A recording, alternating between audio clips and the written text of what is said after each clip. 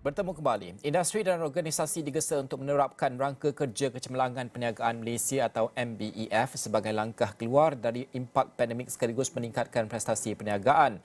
Dan ia bagi membolehkan syarikat fokus kepada strategi dan juga tindakan dengan cara yang lebih sistematik dan juga tersusun bagi peningkatan prestasi perniagaan.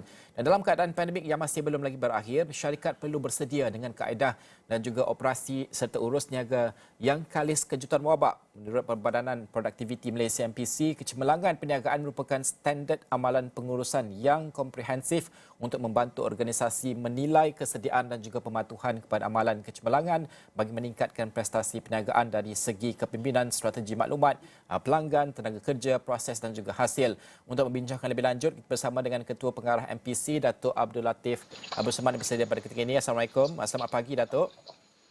Waalaikumsalam warahmatullahi. Terima kasih Cik Najib. Baik, Datuk, mungkin pertama sekali MPC menggesa mungkin industri dan juga organisasi untuk menerapkan Rangka Kerja Kecemerlangan Perniagaan Malaysia ini, MBEF. Mungkin Datuk boleh kongsikan kepentingan MBEF ini ketika kita sedang pulih daripada pandemik ini. Baik. MBEF ni dia singkatan Malaysian Business Excellence Framework, ya, iaitu Rangka Kerja Kecemerlangan Malaysia, ya. Kita anggap penggunaan atau aplikasi rangka kerja ini penting sebab ia menyediakan sebagai satu pendekatan di mana kita boleh menilai di mana kita berada. Contohnya sesebuah organisasi perniagaan ni tak tahu di mana dia berada. Macam kita buat medical check up lah, ya Cik Najib. Kita kena jumpa doktor dan doktor dia buat medical check up, dia akan bagi tahu di manakah area bidang kawasan-kawasan mana, ya, aspek mana yang perlu kita perbaiki, ya, pada diri kita. Jadi MBEF ni merupakan satu alat pengurusan dan ianya digunakan bagi menilai tahap kecekapan, ya, perniagaan syarikat. Dan ianya dibangunkan oleh MPC berdasarkan kepada kerangka kecemerlangan, ya, perniagaan yang diterima pakai, diguna pakai di peringkat antarabangsa. Dan kriteria yang digunakan itu adalah selari dan sejajar seperti kriteria yang digunakan oleh kalau dulu kita kenal Malcolm Borish National Quality Award, ya, sekarang ini dikenali sebagai Borish Criteria for Performance Excellence, dan juga digunakan secara meluas di Eropah, ya, menggunakan pendekatan European Foundation for Quality Management ataupun EFQM Excellence Model, ya, digunakan secara menyeluruh. Dan MBEF ni adalah versi Malaysia. Dan kita sebenarnya boleh buat perbandingan di mana syarikat-syarikat perniagaan di Malaysia kita boleh bandingkan, ya, dengan syarikat-syarikat di Amerika Syarikat dan juga di negara-negara Eropah.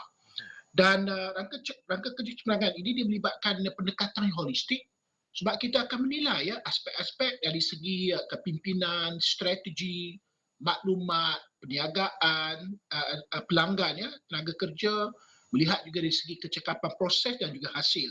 Dan kita menggunakan kaedah ni sebab ia boleh menilai sejauh mana kaedah operasi dan juga urus niaga organisasi, ya, di Malaysia ni kalis daripada kejutan wabak ni. Kali kejutan wabak bermaksud adakah organisasi itu dalam keadaan cukup bersedia dalam menghadapi apa-apa cabaran ataupun kejutan, ya. Dan ia menyediakan prinsip panduan bagaimana syarikat cemerlang, ya, dianggap sebagai cemerlang. Dan salah satu prinsip, ya, yang kita lihat atau kita guna untuk menilai ialah ketangkasan organisasi itu bertindak balas atau berubah, ya, mengikut keadaan supaya memastikan daya tahannya itu terus kekal, ya. Apatah lagi dalam era era pasca COVID-19 ini, sudah tentu syarikat-syarikat perlu bertindak pantas dalam membuat keputusan, ya, menggunakan teknologi dan data dengan kaedah baru, memperbangkitkan produk, ya, serta meningkatkan inovasi dan juga produktiviti. Dan kita juga nak pastikan bahawa syarikat di Malaysia juga memberikan hasil yang berimpak tinggi, ya, melakukan tindakan, aktiviti dan juga perkhidmatan yang berimpak tinggi, termasuk juga memastikan mereka ni responsif pelanggan, ya. Pelanggan ni kadang-kadang keinginan mereka ni berubah dan bagaimana kita boleh juga memenuhi keinginan mereka dengan melakukan pelbagai perlukan serta sentiasa cekap, ya, prestasi lebih baik sama ada dari segi kos, hasil dan juga pulangan modal. Jadi ia merupakan satu pendekatan yang boleh membantu syarikat menilai di mana mereka berada dan mengambil tindakan yang perlu bagi menambah baik dan juga kekal berdaya tahan dalam apa-apa suasana ya ekonomi. Ya. Datuk, saya ingin melihat juga kepada membawa diskusi ini kepada kedudukan produktiviti Malaysia kerana apa yang kita laksanakan di bawah MBEF ini pada akhirnya kita melihat juga kepada kedudukan produktiviti Malaysia untuk kita tingkatkan. Mungkin MPC sendiri menumpukan usaha peningkatan produktiviti ini sebanyak 3.6% tahun. Mungkin apa strategi yang digariskan MPC dan juga cabaran untuk mencapai angka ini mungkin, Datuk?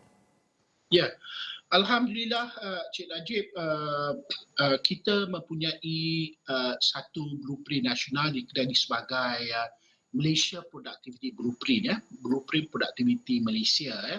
Dan di dalam blueprint ini dia menggariskan pendekatan-pendekatan yang kita akan lakukan pada peringkat nasional, peringkat sektoral dan juga peringkat organisasi sendiri ataupun enterprise, ya. Dan inisiatif ini berpandukan kepada 5 trust. Pertamanya kita melihat apakah pembangunan bakat ataupun talent yang diperlukan oleh setiap sektor ekonomi.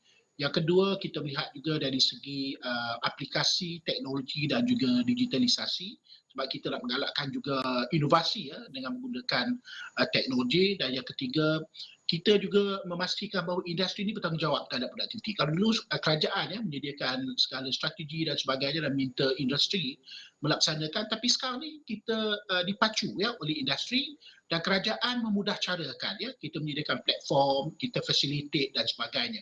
Dan faktor yang keempat yang kita anggap penting ialah peraturan yang ada dalam negara ni. Kita pastikan bahawa peraturan tidak membebankan, peraturan menyokong pertumbuhan ekonomi. Ya, dan yang akhir sekali kita memastikan bahawa mekanisme ya, pelaksanaan segala inisiatif ini berkesan, ada pemantauan, pelaporan ya, dan di sini kita lihat bahawa segala inisiatif ini kita lakukan dan dilaporkan pada National Productivity Council ya, atau Majlis Produktiviti Negara yang dipengerusikan oleh Yang Amat Berhormat Perdana Menteri. Jadi beberapa inisiatif ya yang kita lakukan yang saya sebutkan tadi, termasuklah juga bagi kita menangani masalah ya, pergantungan ya, yang banyak kepada buruh asing akan kita kurangkan. Kita menggunakan satu program kita panggil Academy in Factory ya, yang melibatkan agensi kerajaan berkaitan, syarikat-syarikat dan juga pihak industri, di mana tenaga kerja yang diperlukan itu bakatnya akan dibangunkan oleh syarikat-syarikat terlibat. Ya, bukan hanya pihak industri dan juga agensi kerajaan yang berkaitan ya. Dan ini sudah tentu juga akan meletakkan kedudukan Malaysia dalam keadaan lebih baik kerana dari segi jumlah ya, jumlah tahun ya pendidikan timur oleh rakyat Malaysia juga dapat kita tingkatkan kerana bukan hanya mereka melalui proses pendidikan di sekolah atau universiti, tapi juga pendidikan dan latihan yang dijalankan oleh pihak industri. Dan masa yang sama mungkin Cik Najib pun ada juga mendengar tentang inisiatif yang kita panggil My Mudah ya. Inisiatif My Mudah ni di mana kita pastikan bahawa segala ya masalah syarikat kita dengar, kita ada satu portal ya My Mudah. Mereka boleh menyuarakan ya sebarang isu, bagaimana isu ini kita fahami yang dihadapi oleh industri, dan kita akan mengambil tindakan dengan melibatkan agensi-agensi yang berkaitan ya, sebab dari segi mendapatkan permohonan lesen, kelulusan ya, dan juga kita membantu pelabur ya, dan juga memastikan pelaburan berimpak tinggi yang diperolehi oleh negara. Masa yang sama juga kita akan pastikan bahawa peraturan-peraturan ya akan terus ya kita semak, pastikan peraturan masih relevan dan peraturan yang saya sebutkan tadi harus menyokong, bukannya membebankan pihak perniagaan ya. Dan satu lagi inisiatif ini kita panjangkan juga pada peringkat negeri di bawah program kita panggil Negeri Produktif ya, dan ini kita lakukan melalui pejabat-pejabat wilayah MPC di seluruh negara. Antara contoh yang kita lakukan adalah projek seperti projek E10 ya, iaitu projek di mana permit pembinaan dapat kita perolehi dalam masa 10 bulan. Sebelum ini mengambil lebih pada 2 tahun. Ini juga kita panjangkan ke seluruh negeri-negeri ya, termasuk juga saudara-saudara kita di Sabah dan juga di Sarawak ya. Dan masa yang sama juga sistem ubah jenis tanah ya secara atas talian dapat kita cepatkan supaya urusan tanah ya dari segi penggunaan juga dapat kita lakukan untuk menggalakkan pertumbuhan ekonomi dengan pembinaan kilang ya, yang cepat dan juga berkesan ya. Ini antara beberapa inisiatif yang kita akan lakukan, dan insya-Allah ini akan turut membantu dalam memastikan bahawa pencapaian 3.6% pertumbuhan produktiviti negara. Okey, Datuk, terima kasih kerana meluangkan masa bersama kami pada pagi ini membincangkan tentang topik yang cukup penting kerana pada akhirnya ramai mengatakan bahawa produktiviti kita stagnan dan sebagainya. Bila kita bercakap soal gaji minimum, ada mengatakan kaitkanlah dengan produktiviti, tapi kita sudah ada plan rancangan dan ini yang harus diikuti dan juga kita laksanakan. Terima kasih Datuk kerana menerangkan dan juga memahamkan kami tentang perkara tersebut.